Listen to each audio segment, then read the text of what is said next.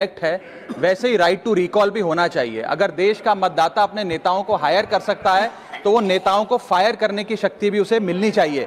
Sir, right to recall is a mechanism that empowers the voters to de elect a नेता representative before the tenure ends if he fails to discharge his और her duty. Sir, हम MP MLA चुनते हैं, उसके बाद अगर वो काम ना करे, अपने वादे भूल जाए, जनता से दूर हो जाए, तो 5 साल तक इंतजार करने के अलावा जनता के पास कोई ताकत नहीं है। कोई इंटरिम प्रोविजन नहीं, कोई अकाउंटेबिलिटी नहीं, कोई परफॉर्मेंस रिव्यू नहीं, कोई करेक्टिव ऑप्शन नहीं। चुनाव से पहले नेता जनता के पीछे और चुनाव के बाद जनता नेता के पीछे।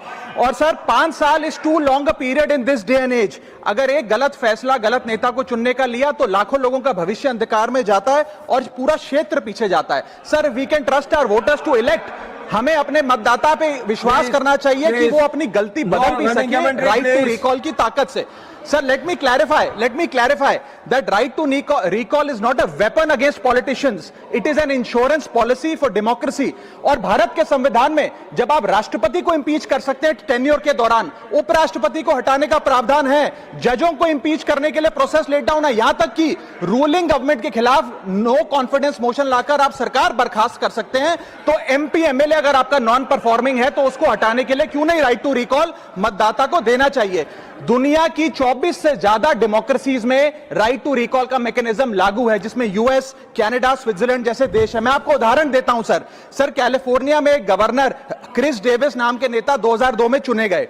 उनके कार्यकाल में मैसिव पावर कट हुए, एनर्जी क्राइसिस हुआ, बजट की मिसमैनेजमेंट और गन शूटिंग की वारदातें हुई। उसके चलते 1.3 मिलियन कंस्टिट्यूएंट्स ने एक पिटीशन साइन करके दी कि इन्हें रिकॉल किया जाए। वहां के चुनाव आयोग ने रिकॉल वोट कराया 7 अक्टूबर 2003 को और 55% मतदाताओं ने वोट किया कि इस नेता को बर्खास्त किया जाए। ग्रे डेविस को हटाया गया और आर्नल्ड श्वार्ज़नेगर को वहां पे गवर्नर बनाया गया। सर, मैं बता दूं कि हिंदुस्तान में भी इसका प्रेसिडेंट है। कर्नाटक, मध्य प्रदेश, महाराष्ट्र और राजस्थान में रिकॉल मैकेनिज्म ग्राम पंचायत के स्तर पे लागू है और ग्राम सभा के लोग मतदाता वोट करके उन्हें वापस बुला सकते हैं। सर, लेकिन इसका मिसयूज ना हो इसलिए हमें सेफगार्ड्स भी बनाने पड़ेंगे। एक थ्रेशोल्ड रखना चाहिए कि 35 से 40% मतदाता अगर साइन कर दे तभी राइट टू रिकॉल वोट करवाया जाए।